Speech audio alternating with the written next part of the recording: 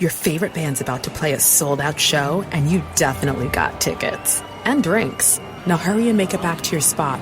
Past this person and that person. About 20 more. Ooh, watch out for feet. Hey. Just keep going. A little further. Oh, there's your friend. Over here. Right where you want to be. Close enough to see the set list. And they're definitely playing your song. When you're with Amex, it's not if it's going to happen, but when. American Express. Don't live life without it. Hey, it's Christine with Storyworthy. Today on the show, comedian Josh Gondelman talks about adopting his dog. Why don't you tweet about it and see if you know anyone who has a small dog that they're looking to find a home for? So I did. I was like, hey, I'm looking for a pug or pug-adjacent dog. He said he had just moved to New York. He's a comedian, and he was about to go on tour. This is the best guy we've ever met, for sure. I started doing some light Googling to see if maybe I could find a tape so I could start introducing him to comedy producers around New York City. I was like, this is such a good guy. Could not find, weirdly, any listing of him doing live stand-up. Maris, my now wife, started getting very nervous about, like, is this dog stolen property? Because this guy does not seem to be on the up and up. Today on the show, comedian and writer Josh Gondelman talks about how he and his wife adopted a dog. Stay close. Hey, my name is Josh Gondelman, and you're listening to Storyworthy.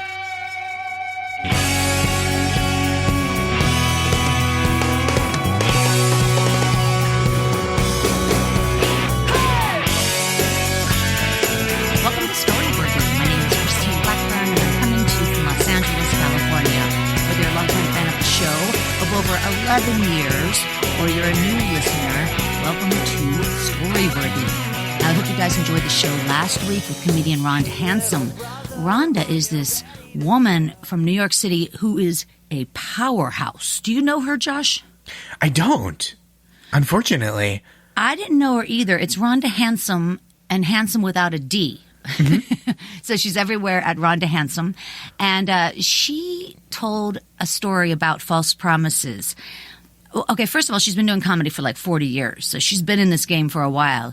And she goes and talks about, it's a heavy conversation about integration and how they promised, in the early 70s, and the Coca-Cola, I'd like to teach the world to sing. And at that point on, we were supposed to be the United Colors of Benetton. Yes. The whole country, we were supposed to be healed in 73 or 74. Mm-hmm. And that didn't happen, as you know. Yes, correct. So Rhonda Handsome gives it's an important story because she's very honest and it's very dire. But then at the end, she's laughing and she really does show hope. So it's a great story. That sounds really wonderful and hopeful and like and necessary for the perspective too of the past and how we got to where we are now. It was very poignant, which is very unusual for Storyworthy. For people to get that real, but it was awesome. So go back, you guys, listen to Rhonda and Handsome, but not today. Not today, you guys. Stick around because today I'm here with comedian and comedy writer and now author Josh Gondelman, and he brings forth the topic, adopting a dog. And, that's a broad topic, adopting a dog, and I'm anxious to hear your story. I think it's funny when, like my boyfriend has a yellow lab. She's 13. She's an older dog, but people will say oh, was she a rescue? And then my boyfriend's like, nope, got her at a breeder. and they turn on him. They just turn on him. It's sort of funny, but yeah, adopting a dog sounds a lot better than going to a puppy mill and getting a dog from a horrible breeder. I will say it is the thing about adopting a dog in New York City is that it is tricky. I mean, there are so many dogs that need to be adopted, and that is true. My wife and I have, at the time that we were looking to adopt, before we were married, we were adopting in sin. We had a 600-700 square foot apartment, and we both worked during the day. So we needed kind of a lazy dog. So and quickly we kind of, we were trying to resist going to a pet store or a breeder or whatever, but it was becoming very frustrating rapidly because we mostly my wife, she would put in, or my girlfriend at the time, she would put in an application for a dog from a shelter, and they would go, well, you are the 100th person to apply to adopt this dog that we listed yesterday. So Really? Sorry. Or she would put in an application, and one person, she mentioned knowing a dog that had come from that shelter. So she, and they were like, oh, well, you've got an in because you know this dog, who had like a lot of medical issues. So they're like, well, if she saw this dog and still wants to adopt from us, then she must be a good person. So they were like, great. But this place was in Western Massachusetts or Central Massachusetts, I believe. And they wanted to, because they couldn't do a home visit with us before they said, sure, adopt our dog. They were like, can we do a 90-minute phone interview? So the process was pretty arduous, which, like, if you go to buy a dog, they go, do you have as much money as this dog costs? Take the dog. So, like, I understand why there are more regulations in place and more kind of safeguards, because they don't want you doing messed up things. They want to make sure you're providing a good home. But the kind of scarcity of the kind of dog we were looking for, the breed, and the just kind of like low activity level, which we needed for our negligent lifestyle. So you need a small dog on drugs. Just a small lazy dog. Like it doesn't have to be on drugs, but definitely a dog without a lot of ambition, and a dog that's not trying to like, get yoked and cut. Like we want a dog that is like a napper, a frequent napper. So like you're saying, it is like great to adopt a dog, but it was becoming incredibly frustrating at the point that our story picks up. Oh, I'm very excited to hear this. I have to tell you, a couple of weeks ago, I had on the show ballerina Georgina Paskogan. Mm-hmm. And again, I generally only have comedians on the show, but this is a New York City soloist. Wow. She's been dancing for over 20 years. She has a new book out called Swan Dive, The Rogue Amazing. Ballerina. It is. Oh, forget about it. You could meet her because you're in New York. I mean, you could. Oh, that's exciting. That's so exciting. Yeah, it is exciting. Anyway, her topic was a lot about ballet, but one thing I found very interesting, and that is that she has a black lab named Jet who goes to work with her every day. And a lot of ballerinas have dogs. Oh, that's nice. Like backstage, there's a lot of dogs. I would never have pictured that. That's incredible. I know. And we laughed so hard.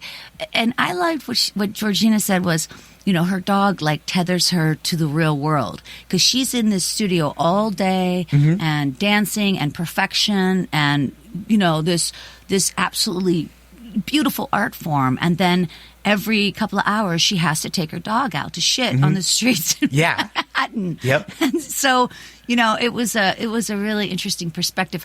I grew up with black labs, but this was like in rural Pennsylvania. And so and especially at that time, I don't think there was, I guess there must have been breeders, but back then it just seems like it was, so-and-so's neighbor had a litter of puppies. Of course, Do you want one? That kind of thing.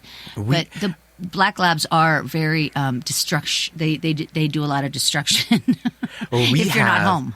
We have a very, like a senior pug was the terminology we were given, senior dog. And she is now 14.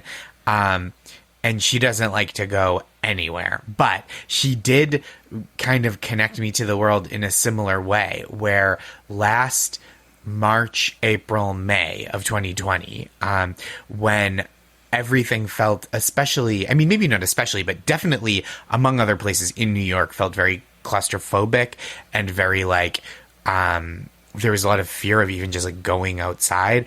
I really took that to heart and was very stressed. And I was working from home, fortunately, so I didn't have to go anywhere for work. But what that also meant was I would get up, I would start working, I would go through the whole day without going outside. But my dog, because she is a cranky elderly brat, she gets up in the middle of the night every night to go out. So those would be the times when I would go outside. It would be nice to like go outside, in the middle of the night, and I could feel like there was no danger because there weren't people around in our neighborhood, or sometimes you'd see someone pass you on the street, or sometimes someone across the street, but it wasn't like dense with people the way like going into the cities, or even walking around my neighborhood during the day in Brooklyn. So it really like having this fussy old dog really helped me like get out of the house and stay in the world a little bit.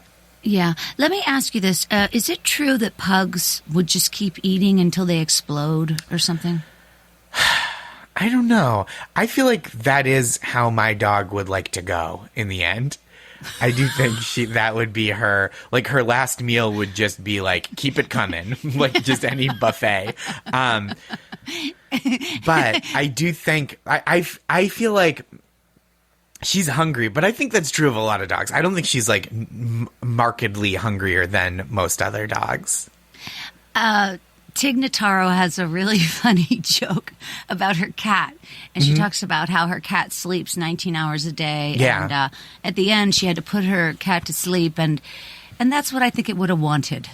Yeah. That's the destiny that cat. Well, similarly, my dog Busy, very sleepy, but demands to eat a meal and go out in the middle of the night. So she eats like, I guess it's become more of a second dinner, but for a while last year at like somewhere between 2 and 4 a.m., she would wake up for an early breakfast the way like The Rock or Mark Wahlberg does. Yeah, she has to chug egg yolks, for the Yeah, exactly. She gets up at 4, hits the gym for an hour, prays, chugs a Soylent. Yeah. Praise. Okay, wait. I have a couple questions or a couple thoughts here.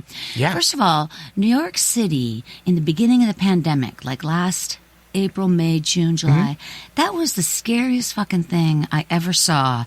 The refrigerated trucks outside the hospitals. Yeah.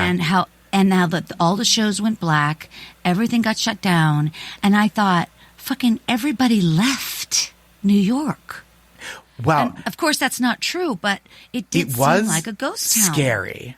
It was scary, I thought. I mean, it was very scary. And you could hear the sirens so much more than usual just because there were so many people being hospitalized, which is really sad and scary and like just horrible. And I do think a lot of people left. I think a lot of, and I think they could tell the metrics that they were going by were like, the volume of garbage was so much less in certain neighborhoods, so it seemed like there were just way fewer people there, or fewer people coming through for commercial reasons. But I think a lot of people stayed a lot of the time, and there was like by June, July, because like I remember pretty distinctly March, April, May, especially April and May, because I was working full time from home, but like was pretty phobic about the outside world. So April and May felt very scary to me. And then in June, when I had a little time off of work, it felt like both there was a little more data that it's like safer to be outside, especially wearing masks. And there was so much protest going on in New York City and across the country, of course, in the wake of the murder of George Floyd. Yeah. And so like it felt like there was like a real urgency. At least, I didn't protest that much because I still was like a little leery of contagion, but I was like, it's really important to me to go at least once. So I like marched once last June. And so I did feel much more compelled to be out of the house, even though I didn't have like a professional obligation to, or like a familial obligation to. Sure. I think also by that point, we knew that it wasn't like, you didn't get it by touching surfaces. Yes, that was really helpful. That kind of stuff, like when that news kind of filtered out a little more, like with a little more certainty, it did feel like, oh, I don't have to wash my groceries. I don't have to worry about if I touch a door handle or the subway, as long as I wash my hands like a regular person would. It's just, and I don't want to get too into this, but it's so frustrating that Biden wasn't in office at that time. Like, in other words, I think obviously it got to where it is and was in our country because, well, we all know this, that Trump did not give us the information he had. And it's just, looking back, it's just like, oh my God, we would have been on such a different path. Yeah, I wish they had been more transparent then, and I wish kind of there was more being done now still, honestly. Like even like a broader outreach. I'm not an expert, but for like vaccine access to people who might not have access or who might be skeptical in a way that is like people who can be won over, not like the radio hosts who are like, "Oh, COVID is nothing," and then dying of it 8 seconds later. But like the people who are just regular people who need a little bit of encouragement and comfort for that, and like a bigger push for like extending the unemployment benefits for people who can't safely work or people whose jobs don't exist currently. You know what I mean? Like it just feels like we could be doing more, and like from the beginning there should have been more clear and helpful information. Totally. But again, this is, new to everybody. There's nothing to draw upon. What the fuck, man? We are in a pandemic. Like what? We sure are. It's so bizarre that we ever got to this place. All right, shifting gears. You have not been, I've heard you on some other shows, and you've not been to 2 states. And I've not been to 2 states. Ooh, but tell me more. Our states are different. Your states, you haven't been to Alaska or Hawaii, right? I've not. And first of all, get the hell to Hawaii, man. Well, I would love Beautiful. to at some point. It is on my list. Both are on my list, honestly. Yeah. I would love to go to both places. Hawaii. And when it's, Yeah, I'm just saying Hawaii is like, you're there and you don't even believe you're in the United States. It's very hard to believe that's a state. And you could put a 50-cent stamp on and they'll send it to your wife in New York. You know what I mean? Like it's well, I feel like if I went without away. her, if I went to Hawaii without her, I don't know that she would answer my letters. I think she would be problem displeased. number 1. Yeah, I didn't mean to say that. No, I know. I'm just teasing. But Hawaii is going to blow your mind, of course. Yeah, Alaska, too. Alaska, I've only been one time, but it's just so massive. It's very hard to get your eyes around it. I'm sure. It's just an enormous place. And when you're flying in, you see these white-capped mountains like forever. It's just an incredible place as well. Okay, I have not been to... Okay, if I say I've been to all the states but 2, think about what states might I have not gone to.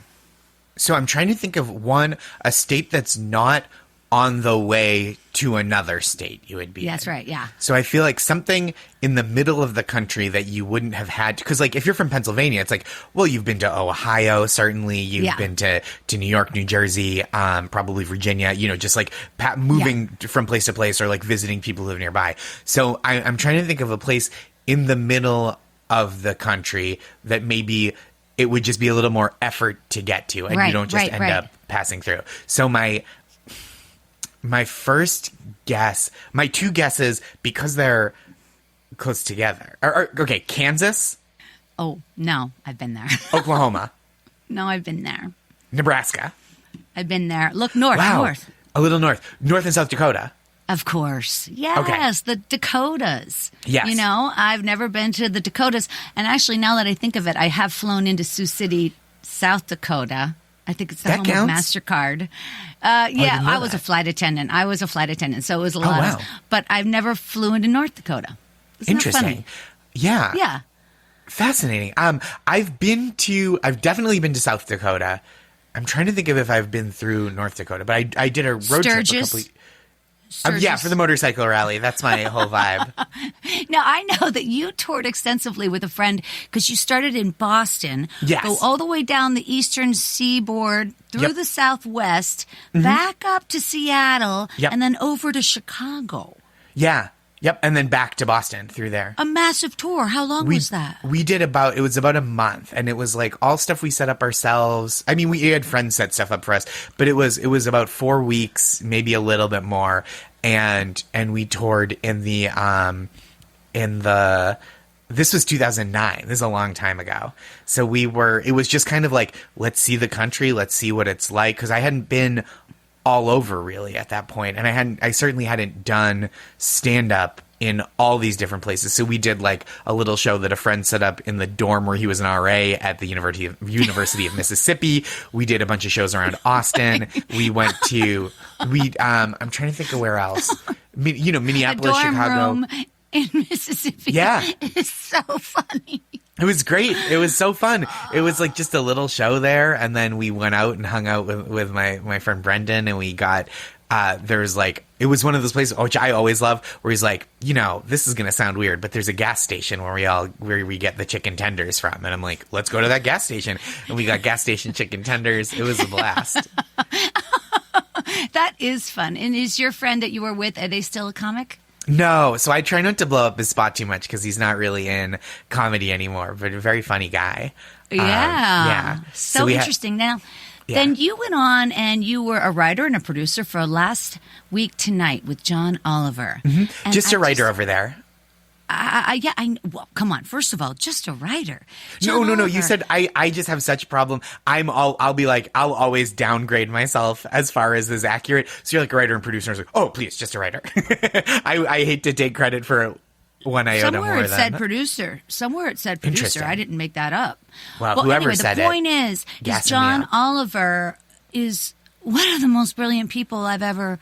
I mean, I don't know him personally. I've never met him, but I love him more than almost anybody on television. He's great. He's really smart and thoughtful and funny. A great television host, first of all, and like a great dude to work for. And so, just if I can get my head around the writers' room there, does John Oliver choose the writers that write for him, or there's producers in the show that hire those people? No, I mean, he's really hands-on with every aspect of the show, including who the writers are, from like approving story ideas to meeting all the way through the stories to hiring writers and producers. But yeah, he's really hands-on. Are there any other English writers in the room, or were there? There weren't when I was there. It was everybody. I'm trying to think if I'm right to say that everybody is from the U.S., and I think that's true while I was there. I guess I'm only thinking this because it just seems that the British are funnier than us. Really? Do you think that's that or interesting. Not? You don't think that? I don't think that. And that's no slight against John, who I think is very funny. And I think as a backhanded compliment, I would say he's American funny. Yeah. Oh, okay. But I mean, I think there are amazing British comedians. I think there are so many. But I just think like for whatever reason, maybe just because of like what I was steeped in growing up, I feel like a real attachment to American comedy. Like I'm not a person who latched on super hard to like the Ricky Gervais original Office. Sure. I had trouble. Like, I really loved Monty Python as a kid. I love a lot of current British stand-ups. I think like Ed Gamble and James Acaster, who are both really funny comics, have a really great podcast. And like Josie Long is a comic I love. But I truly am like a real believer in like American stand-up comedy. So would you say you're like, you learned from Carson, Leno, Letterman, Craig Ferguson. I'm just trying to think of these other guys that I know I grew up with Johnny Carson. I was a big SNL watcher as a kid, and then when I grew up a little bit, like Jon Stewart and Stephen Colbert were huge for me. In the early 2000s, which when I was like in my late teens, early 20s, that was really big for me. Sure. And then I'm trying to think of like who else. I mean, like I was a big Carlin guy when I was a kid. Even really into like Ellen DeGeneres' early stand-up. I thought was really great. I mean, this is like a very fraught thing to say now, but like the stand-up comedy of reviled sex criminal Bill Cosby was like something that I listened to a lot, and so like I just was but again, really also big Monty Python, had like a lot of audio sketches. Loved not Meaning of Life.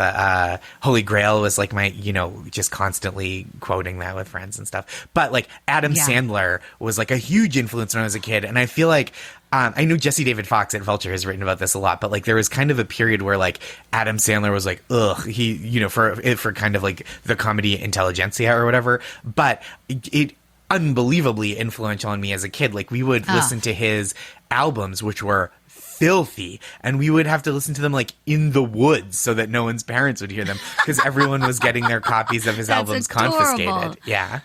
Yeah. Oh, yeah. But boy, he is flippin' brilliant. And then his company, Happy Madison Productions, has just made so many great films. The other night, I watched a film called The Wrong Missy. Did you see that one? No, that's with Lauren Lapkus, right? It's so funny. Lauren Lapkus is a flippin' national She's treasure. so funny. I mean, this woman is out of control funny. And in this movie, The Wrong Missy, I laughed like it's such a great film. Really, watch that one, you guys. It's on Netflix. The Wrong Missy. But so that's an Adam Sandler production. He's not in it, but I'm just talking about Happy Madison and how far Adam Sandler has come. And then I loved so much the movie Funny People. Sure. I mean, he's just had a lot of good stuff out. Yeah. For sure. And you have, well, we're going to get over to your story in just a second, but just to only cover one more thing. So you also put out a book last year, a collection of essays called Nice Try, Stories of Best Intention and Mixed Results. That's a really funny title. Thank you. Nice try. Thank you. Well, I feel like... Who came up with that? I did you did. come up with it? Because to me, nice try is like, it sounds like a compliment, but you only say it when something has gone wrong, which I think is a very funny... You got it. Or, like... It's almost always like a consolation or sarcastic, even though it's explicitly... It sounds like on paper it's a nice thing to say, but you never say it when things are going right. So I think that, like, I always am, a little, I like to kind of cut myself down to size a little bit like that, because nice try is like... It's very condescending. It's very funny. I have a friend named Annabelle Gurwitch. You might know her. She's an author, and one of her books was called... I see you made an effort. And that was because she walked into her hairdresser one day to get her hair done. And he looks at her and he goes, "Oh, hi, Annabelle. I see you made an effort." That's so funny. It's so backhanded, though. Yes, It makes me laugh. absolutely not a true compliment. It's so funny. Yeah, very funny. And so you put that book out. Now, when you put out Nice Try, it was September of 2019, so about 6 months before the pandemic. Were you able to do a little launch and a tour with the book? Yes, I was able to go out and around a little bit, and I went mostly East Coast stuff. I think I did some signing in D.C., I signed a bunch of books in L.A., and then I did events in Boston, New York. I did one in Rhode Island. Yeah, I really like doing that kind of stuff. And it's fun because I'm a performer also. Like, I do a lot of stand-up. So, like, I enjoy the performing aspect of, like, a book tour. Yeah, absolutely. And, I actually work for a bookstore in Los Angeles, and when a book comes out, it's like, it is hot. Yeah, it's so about fun. 4 weeks. Right. I know, but it moves quickly. Yes, it really... shelf space moves very quickly. It really... It also, I think there's, like, a feeling of, not to be, like, disrespectful to people who have... given birth to human children, but there is like a postpartum feeling of you've given birth to or given birth, you've like put this book out into the world, and then you go like, like what now? Because like nobody cares about it the way you do in most instances. Like, even if people really love it or people latch onto it, unless it is like a huge runaway bestseller, you don't get the kind of like wave of like constant, like once you put it out, it's there. And once you're done with touring it and, doing podcasts and interviews to talk about it, it's just like in the world, and occasionally you'll hear about it, but it's this feeling of like, well, what now? Like I spent 2 years getting this ready to be in people's eyes and brains and ears, because I did the audiobook, but, and then like, and it's just there. And what do I do? Like So okay, here's what I do know. Yes. As a comedian, you have a product. Yes. Now you do have a product, so you could put 20 in your suitcase. Absolutely. When you go out to tour and sell them 20 a pop, so that you've got that. Yep. I mean, you have something to hold up. You have something to give to. In other words, it's just another piece of your portfolio. Totally, and I love that. But even in the moment, though, there's that feeling. It's just in the moment of like, oh, I've just been thinking about this so much for so long, and now it's just like, now I'm just done. But here's the thing. But there's a couple things. Yes. First of all, it's a good thing you did. It's a good thing you did get all that out, because if you didn't, then it would still be in your head, 100%, cluttering up space. I'm so glad I did it, and I love Right. that. I really liked the process of writing it, even though it was very like rigorous, and my editor Stephanie was amazing, like kind of pushing me to like be a better writer and not just be like a goofball about things. And so I do really appreciate the product, but just that feeling of like it coming out. And then you go, like obviously some books, it just becomes this phenomenon. A book will become a phenomenon, and like an author is asked about it and talked about it and paid for it over and over. But like, I think there was a feeling like with a book that like people like, but is not a giant bestseller. It's kind of like, I thought there would be more hullabaloo. Yeah. Well, you know what? I've worked at a bookstore for 15, 18 years, and I got to be honest. Anybody setting out to write a book, you need to understand that if one book sells, you're a hero. Because, frankly, nobody buys books anymore. Yeah, it's tough. Which is really a bummer. I have bookmarks as my swag, and people are always laughing at me like, what do I do with this? I'm like, it's for your book. And they're like, what book? And I'm like, God damn it. Yes. Nobody wants my bookmarks. Yep. I love a book. I love a book, too. All right, listen, we're going to get over to your story in just a second here, but I did want to remind everybody that we are back at the Hollywood Improv playing Story Smash, the storytelling game show, once a month. It's going to be the last Saturday of every month. We were on last weekend. Absolutely had a blast. I mean, just off the hook funny. Josh, you would love my show so much. It sounds great. Smash. It's so funny. Yeah, there's 3 expert judges. It's usually Blanca Patch and Danny Zucker and Melissa Peterman. Oh, great. And then we have storytellers going up. They spin this giant wheel, and whatever it lands on, they tell a true 1 or 2 minute story. Oh, that's so fun. It is so fun. And then the judges comment, and then that's where it gets out of control. I'm funny. sure. So you guys head over to either storyworthypodcast.com or storysmashshow.com, and you'll see the next show coming up at the Hollywood Improv. And we are socially distancing, and everybody's in masks, and they're only selling 40 tickets a show. So, Great. You know, we are taking all the precautions we have. You have to be vaxxed, all that stuff. Great. So you guys check out storysmashshow.com, and also follow Story Smash over there on Insta at Story Smash, so you could see all the funny pictures from last week's show. Love it. All right, you guys, he's here right now. You've heard him talking, Josh Gondelman. He is a writer and a comic who lives in New York City. And you are you currently on Jesus and Mero, or was that before? Nope, that still was a while ago? working at Jesus and Mero. We're off for this month, but we'll be back in October. So Jesus and Mero is on Showtime. Can you tell me a little bit about it? Because I haven't seen it. Yeah, it's a lot of fun. It's a late night show hosted by 2 hosts, Jesus Nice and the kid Mero, who both grew up in the Bronx, and they're really funny. I think a thing that differentiates us from some of the other shows is how spontaneous they are and how improvisational they are.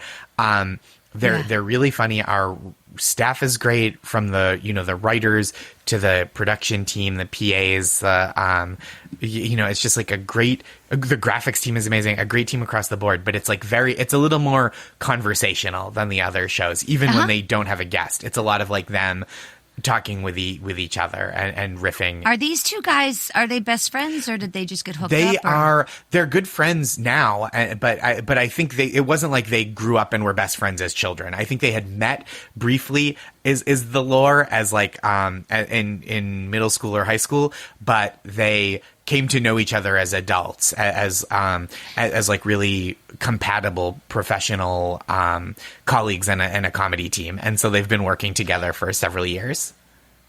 Now I don't get Showtime, but I'll check out what I can on. There's YouTube. a lot on YouTube. So can you just, yeah. Oh, good. Can you just tell me their full names again? Because I know I see Jesus. It looks like Jesus or Jesus, but it's with a D. Jesus. So yeah, I mean they're both name? Jesus Nice and the kid Mero. Those, both stage names. I think their birth names are out there, but they don't use them professionally. Is he call himself Jesus Nice? Jesus Nice. Like, this is nice. Is that what he's trying to I don't joke know. on? I've never asked it in exactly those terms, but it... Doesn't it sound like, this is nice? Oh, I hear what you're saying. I think it depends on. I think it's very accent dependent, certainly. Well, if I ever meet him, I'm going to ask him. I think that's fair. And like I said, you spent 5 years as a writer on Last Night Tonight with John Oliver. And here's where the producer part came in. You were a web producer on Yes. there. Oh, I'm right? sorry. Yes. So I was, my first year, I did all the digital and social media stuff for them. And then for the next 4 years, I was just a writer, not a producer. Yes. I'm so sorry. And so with that in mind, don't you think that is the way you should get hired? You should have to work your ass off doing the social media, getting your head around the show and what's it about and who's doing what, and then promote you. I mean, I'm just saying, when people just come in blindly, is that frustrating?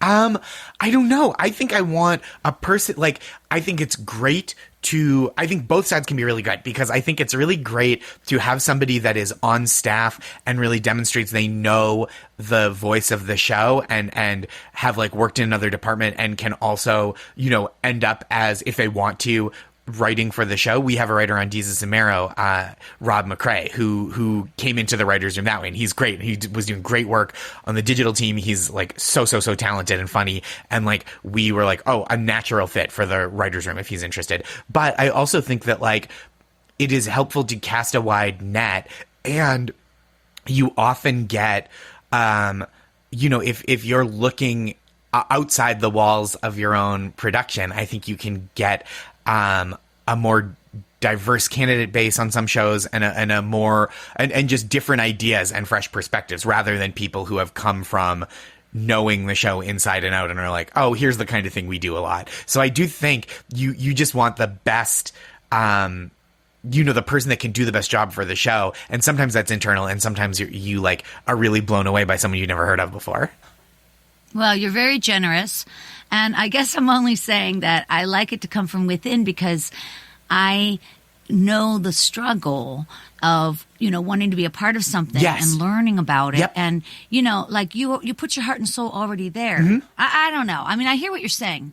I think there's both. I think both ways are really yeah, okay. I think there's something to be said for someone who is really invested in a production and really knowledgeable about it. And then I also think it's really exhilarating sometimes to see somebody who's oh, I've never heard of this person before, but they have just this incredible voice. They have these original ideas that I never would have come up with, and maybe someone on the inside of the show would think was too outside the box, but you can really knock you on your butt. And so I do think I don't know where they've been kind of grinding and working and refining their craft outside.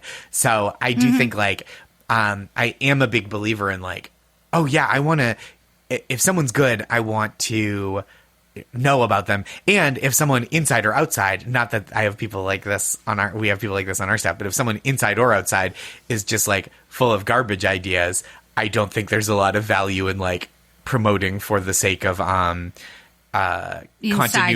Yeah. That's right. Or seniority. For God's yes, sakes. for sure. No, I think that's sometimes you get people in positions, and again, not at our show, but sometimes you get people in these positions of they've been there a while, and so they move into different roles with more responsibility, and you're well, that's just because everyone who had sat at that desk before left, and you're sitting at the next desk, which is not always a great way to hire. Okay, now listen, on John Oliver, as you know, I don't have to tell you, but I want to tell the audience that you earned 4 Emmy Awards, 2 Peabody Awards, and 3 WGA Awards. Where do you keep the awards? I also now have a WGA award from this year at Jesus and Marrow, which is very thrilling. Oh my gosh, which is so nice. But it's just off camera. I'm in our office, which sometimes we'll have back in the day when you could have a house guest, they would sleep on the little futon in here, and sure. I have we have a big bureau in the office, and I have them on top of there because I don't know. That is so exciting. Thank you. I feel I'm a little self-conscious about putting stuff like that in the living room, but I also am sometimes you see Natalie Portman keeps her Oscar under the sink or whatever, and it's just that's a little too cute for me. Yeah. Oh my God. One time I was at a party at Christina Ricci's. I'm in the bathroom. There's no more toilet paper. I go under the cabinet in the bathroom to get toilet paper. And there sitting is her Blockbuster award. It was that's so funny. Blockbuster from, this is 20 years ago, but it was just so funny. By the way, I think the Emmy is too heavy. That is a heavy. It's very heavy. A heavy statue, but I love the little Peabody. I think that's such a pretty statue. It is it's a very portable statue. And I have to keep checking myself because growing up in Massachusetts, North Shore adjacent, I grew up near a town called, or pronounced as, Peabody. And so I would say Peabody Award, and people are like, you townie, what are you talking about? Townie. That's so funny. And then as a comedian, you've appeared on Late Night with Seth Meyers and also The Late Late Show with James Corden and on Conan. So you've done a lot of great stand-up. When you do stand-up on those shows, what kind of time is that? Like a 4-minute slot, or what is that? Yeah, it's usually between 4.5 and 5. 4:45. It's pretty precise, which is like normally I think when you're doing a set, if you go 15 seconds short or 15 seconds long, even at a comedy club, people don't really stress out. But when it's for television, that 15 seconds that's 15 seconds that has to get cut from somewhere else, or from you. Yeah, because I never really thought of that. Yeah.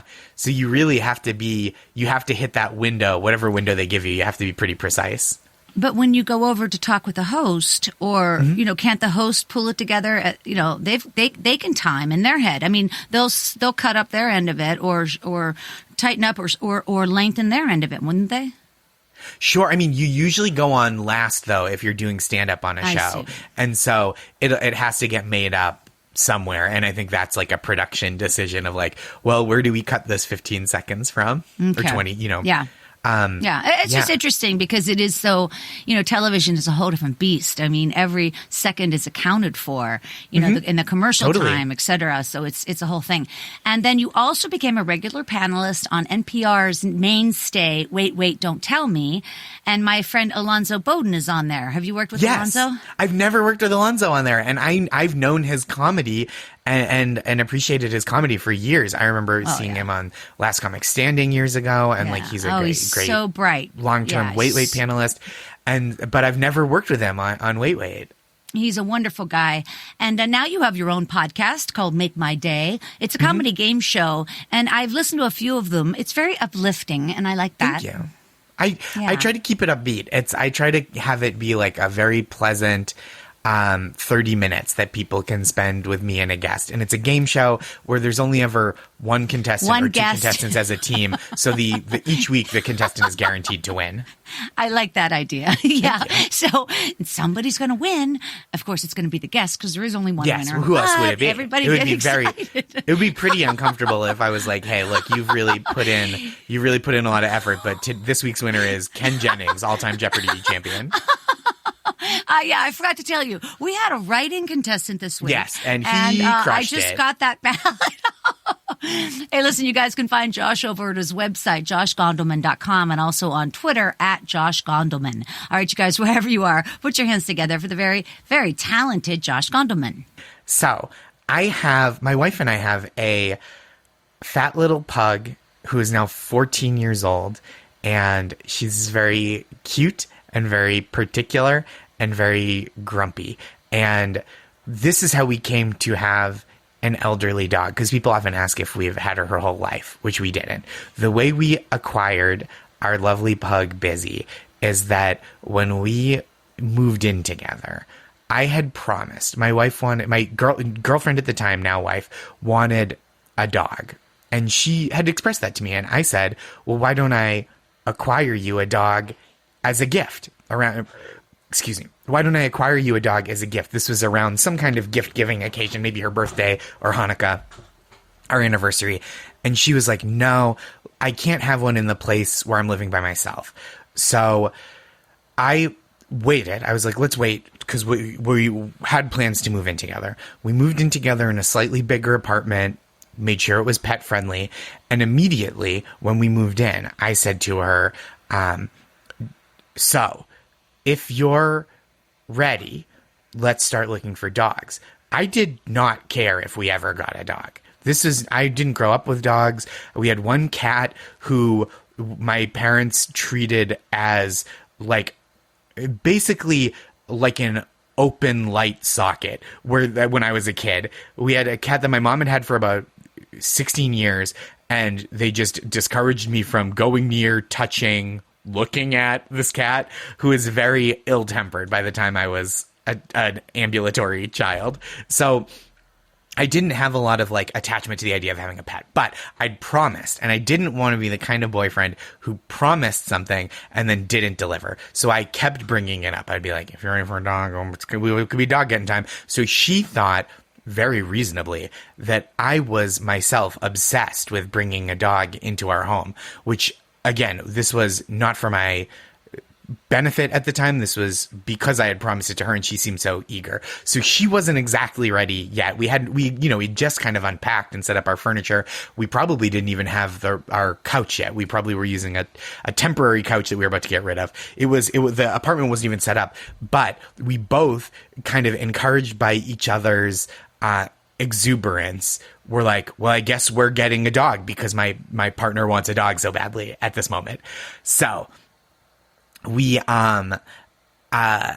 started trying to adopt. And as I mentioned earlier when we were talking, adoption in New York is kind of a rigorous process. They really screen you. I was going to say vet you, but that sounded like too much of a pun. They screen you really thoroughly. Dogs go quickly. They fly off the shelves, especially little dogs.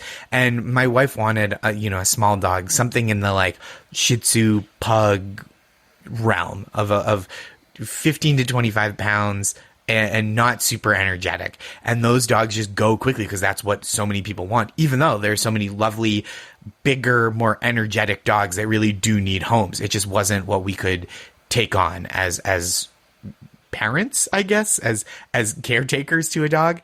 So and I do think, I know people who have children, human children, get upset or not get upset, but they get a little irked when people say like my dog is like my child. But like truly, my dog wakes up in the middle of the night every night and has for 2 years. So my dog, and to be fed and to be, to relieve herself. So it is more like a baby than most dogs. She is more like a baby than most dogs. So we were doing this. It just was dead end after dead end. We'd apply for a dog. My wife was doing a lot of the work. Girlfriend, Maris, was doing a lot of the work. She was applying for the dogs and then getting an email back that was like, oh, yeah, sorry, loser. This dog has been off the market for hours now. You were the 125th person to want this dog because it's adorable. Look at it. So finally, you idiot. Yeah. Why would you think you could have this dog, you dork? And so finally, she said to me, why don't you tweet about it and see if you know anyone who has a small dog that they're looking to find a home for? So I did. I was like, hey, I'm looking for a pug or pug adjacent dog. If anybody has any leads on someone who's looking for a home for such a dog, let me know. And my friend Danny reached out and she was like, oh, I know a guy who's trying to find a permanent home for a pug. And she put us in touch, and this dude drove. We texted back and forth, seemed great. Drove the pug down for a visit from where he was living, in Manhattan to where we were in Brooklyn. We were very grateful. She was a maniac. She hates driving in cars. We know that now, but we thought she was just like a constantly frantic animal, but we were still like, she's so cute. How could we deny her? We need her in our home. So we said, we'll take the dog. What is your asking price? He said free. And so we gave him money for the tolls of driving back and forth from the city. We bought him a nice bottle of whiskey. We chatted. He brought a friend of his to when he dropped her off just to go along for the ride. We got along with her. We're like, this guy is going to be a pal. He said he had just moved to New York. He was a comedian. He had worked on a TV show in Los Angeles, and he was about to go on tour. So he was gone for a little while, but was going to come back. And we were like, this is the best guy we've ever met, for sure. I started doing some light Googling to see if maybe I could find a tape so I could start introducing him to comedy producers around New York City. I was like, this is such a good guy. I want to be helpful to him. could not find, weirdly, any listing of him doing live stand-up. I was like, that's weird, but maybe he just doesn't have a big digital footprint. It also, at the same time, turned out that he had said the dog was 6. And then we went through her paperwork, and it turned out she was a couple years older. She was 8. But we were like, this is an easy mistake to make. He had taken her in from some family friends, Sure. who were elderly and could no longer care for her, and so he took her on as like a temporary kind of a foster care until he could find a permanent home. We were like, why would he know all the details? No big deal. Yeah. So I buy that. Occasionally we would send him pictures. He would comment on pictures of her on Instagram. It was just like we felt so lucky to have this dog, which we still feel 6 years later, and we were just so grateful to this dude. A few weeks later, we get a text from a woman we know who's like, do you know this guy? And she gives his name, and we go, yeah. We go, I met him out at a bar, and he said that he had written a bunch of songs for my friend's band, but when I asked my friend about it, this is our friend, a woman that we know, was like, I reached out to this songwriter, and she said, oh no, he's just like an acquaintance, and he dog sat for me. He didn't write any songs for our band. And we're like, huh, that's weird. And then another few weeks went by, and we heard, hey, do you know this guy? This guy said he knows you. I'm like, oh yeah, and by this point we were like, the first time we were very enthusiastic. We were like, know this guy? We love this guy. He's one of the best guys. He gave us a dog for free. And then, so the second time she goes, oh, he says he's writing a script with this writer that I know in LA. And the same story. She reached out to this writer to be like, oh, do you know this dude? And she goes, no, I've never heard of this guy in my life. And, we were like, okay, that's weird. And this story kind of repeated itself 2 or 3 times until Maris, my now wife, started getting very nervous about, like, is this dog stolen property? Because this guy does not seem to be on the up and up. So we did some calling. We called the people. Fortunately, we found a phone number for the dog's family, our dog Busy's original family. She had a different name, which is the same name as my mother-in-law, so we changed it so that we wouldn't have to call our dog by my wife's mother's name. But we called the number listed on her vet contact form, and they were like, oh yeah, we know about that dog, but no, nobody has a claim to her. So we felt good about that. But finally, this guy, I guess someone reached out to me because they were like, look at this. And I sent me a link. They were like, is this about you? Do you know this guy? And I was like, uh-oh. I already knew who they were talking about. And it was a famous comedian on YouTube named this guy, said this guy has been going around saying he writes for my show. I've never heard of him or met him. He has been using our name for like clout to like convince people that he is like in this industry and that he is like a trustworthy guy, which like I have no awareness of this person. And he, if you see him, he's like not to be trusted. I don't know like what his grift is, but he's not to be trusted. And after that, this guy, his social media disappeared. He stopped commenting on stuff, stopped texting, and I've never heard from him again in about 6 years, 5.5, 6 years. So our dog has this kind of sordid past, but we love her so much, and I'm so open to and glad to get up at 2 a.m, midnight after I just went to sleep half an hour ago to feed her and take her for walks, because we love her so much, even though she comes from a sinister background. Yeah. No doubt about it. And I love that word grifter, because that's the guy. Like, what's his grift? Right. We don't know. Like, and I don't want to, I don't know if he has since stopped grifting. Truly have not heard anything about him in 6 years. But I don't know if the grifts have stopped or if it was just to like socially he was trying to get people to trust him, because it didn't seem like he ever worked in comedy. It seemed like all that was fabricated. So why was he giving the dog away? What he told us was that he had another dog that they didn't get along very well, and he had just received this dog from family friends and couldn't take her on long term. So do you think, when you start thinking like, I don't know, long term, if you start really thinking about it, do you think that he knew you were Josh Gondelman working for Last Night Tonight? Yes, I do, because we made a connection, I think, on Twitter. But so like, I don't know that like he was targeting us for anything, but I do think he was using like me and Maris and our cordial relationship on social media to look like he was in our social and professional circle to seem trustworthy. Sure. Boy, I got to tell you, man, that's a scary motherfucking thing. And in one way, I'm surprised it doesn't even happen even more. Yes. Just because of how social media is, and people, they know where you are. Yes. Because if you're at a club, or they know you're there, they know Yes. maybe nobody's at your house, they might know where you live. Like, there's just so much information we can get on one another. And there's so many ways for people to use this information nefariously. And then here we are, just being a nice guy, just a nice guy. I'm trying You're a good to. guy. I mean, I'm a good guy. I know. I'm sure that but we open our hearts Yes. so much. Yes. And in this case, I was really like, wow, I'm so grateful for this. He was so generous with this dog and didn't ask for anything in return.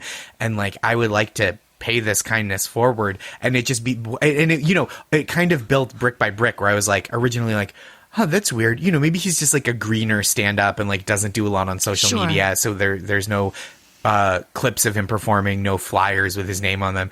And then it was like, oh, this information with the dog was a little off, but like that could be reasonable. And then we just started hearing these personal stories of people being like, hey, this guy says he knows you. Can you vouch for him? And it was like and I felt bad because I felt like, first of all, tricked, obviously. But second of all, I felt like bad for kind of laundering this person's reputation in a way that I was like, oh no, I hope we're not putting anybody at risk. And fortunately, I don't think anyone was harmed. Oh, no, and you didn't even use his name. No. You haven't even used his name. No. Well, I don't want to like... Why? What's that? Oh, go ahead. Oh, no. You want to get this fucking behind you. Yes, and I don't want to ongoingly, like, if this person is no longer doing, engaging in this behavior, I don't want to be, like, dragging their name through the mud publicly years later. Sure. This is drama nobody needs, nobody but wanted. It happened. A weird story still, and it did happen. It's a really weird story, and it also, especially in New York City, you don't know. It's so difficult. I mean, I guess the lesson is next time you have to go through one of those places, even if it takes a certain amount of time. Yeah. Because I do feel like I feel like I look very easy to trick, and I'm glad more people don't try to trick me, because I do feel like I would fall for a lot of things. Yeah, I'm easy to trick too. I hate that. I mean, just because I want the most and I know what I have in my heart, so I assume that you do too. Yes. And it's just not the way. That's just not true. That's how I feel. It's weird. And it's weird as an adult when that happens, and all of a sudden your head says, okay, wait a minute. Right. And it's just like, oh my God, did I have that bad are my senses that poor? Yes. Like, I almost get mad at myself. Yes. Like, what am I so stupid? But I do think most people are not out there trying to like get one over on you. And I do think that most, I have a slightly better radar for that than I give myself credit for. Like when something is amiss, like I'm not like responding to every spam email. Like, please, I would love to wire you $1,000 so you can return to the rightful throne of your home country or whatever. So I do think I have like a slightly better radar, but like I would rather be slightly more open to, I would rather go one step further than is advisable and then be like, wait a minute, this is no good, than like calcify my heart against people who are actually very kind and generous or might actually need help. Aw, that's very sweet. Okay, 2 more questions. We got to wrap Please. this up. Why was the dog's name Busy and not Lazy? So when we got her, she had a very busy personality. She also, when she would breathe, when she gets nervous or hot, her breathing sounds kind of like beatboxing. Like, so it was kind of an homage to Biz Markie, the rapper, the late rapper and hip hop icon. So, rest in peace, Biz Markie. And so there was a little bit of that, and it also sounded like her old name. Busy sounded like what her name used to be. Yeah, but again, don't want to blow up my mother-in-law's What was that old name? It's the same name as my mother-in-law, so I don't want to blow up her spot. That's right. Right. Oh, that's so funny. Now I want to know though. Is it BB? Was it BB? No, I can tell you if you edit it out, if that's okay. Okay, I want to know. It's Susie. The dog's name was Susie. My mother-in-law's Susan. Yeah. Okay. So it just felt immediately. Maris was like, "It is much. weird to call this dog Susie," which is my mom's name, essentially. By the way, I love the name Maris. Yeah, that is great such name. a great name. Yeah. And how does she spell that? Maris. Great name. Great name. Yep. I don't think I've ever heard it, to tell you the truth. I love that. The way most people hear it is her mom is a big Yankees fan, and so people associate it with Roger Maris, the former home run record holder, and the other Maris, the other public Maris that people know is Niles Crane's ex-wife on Frasier, who is often spoken of, but I don't know. That's a great reference. Yeah. Mm-hmm. Yes. That's a really funny reference. People often say, from Frasier. Yeah. Yeah. I was thinking also Meryl Marco. Just the Meryl. Yes. I don't know. Hey, listen, I am so happy you came on. This is a wonderful blast. Story. Thank you. I love the story so much because I didn't know where it was going. I didn't see it coming. And just like you didn't see it coming. So Did it was not kind see it of coming. Yeah, you put that Parallel. out really nicely. Thank you. Great story, the beginning, the middle, the end. Man, oh man, that was story worthy. I appreciate it. Thank you. Hey, listen, thank you so much. And remember, you guys, head over to joshgondelman.com to see Josh's website and also follow him at Josh Gondelman. And then, of course, your podcast, Make My Day. No, wait. Yeah, Make My Day. Thank you. Yeah. I thought I was you going to nailed say, it. oh my God, did I just say a Clint Eastwood like a... Yes. I mean, it is very, Dirty Harry. You never thought of that, though. That wasn't in your... That was not the intent, no. No fucking way. Otherwise, it would have been called, well, do you feel lucky? Punk? Yeah, do you, punk? Oh, Clint. You know, he just put that new movie out at 91. Wow. He has a new movie out right now. Yeah, it's called Cry Macho? Is that what it is? Crime Nacho. He's, at 91. How cool is that? Wow. And by the way, I love that the Olympic bomber story. That was also Clint. Oh, yes. I didn't see that one. Richard Jewell, right? Really good. I love that movie through and through. I really did. I think some people had some problems because there was some misogynist stuff. But anyway, still a very good story. All right, you guys, listen, don't forget to head over to joshgondelman.com, like I said, and then tell him you liked his story on Twitter. Would you do that as well, at Josh Gondelman? And then, of course, you can tweet me as well over there at Storyworthy. All right, you guys, one more time on behalf of the very talented Josh Gondelman, thank you so much. Thank you, Christine. My name is Christine Blackburn, saying, make it a story-worthy week. Thank you, Christine. That was a blast. Follow me, I'll take you down to the river. Follow me, I'll keep you silent. Thanks for joining us on the Storyworthy Podcast. We'll be back next week with all new stories. Subscribe to Storyworthy on iTunes and visit the Storyworthy website at storyworthypodcast.com. I'll keep you silent.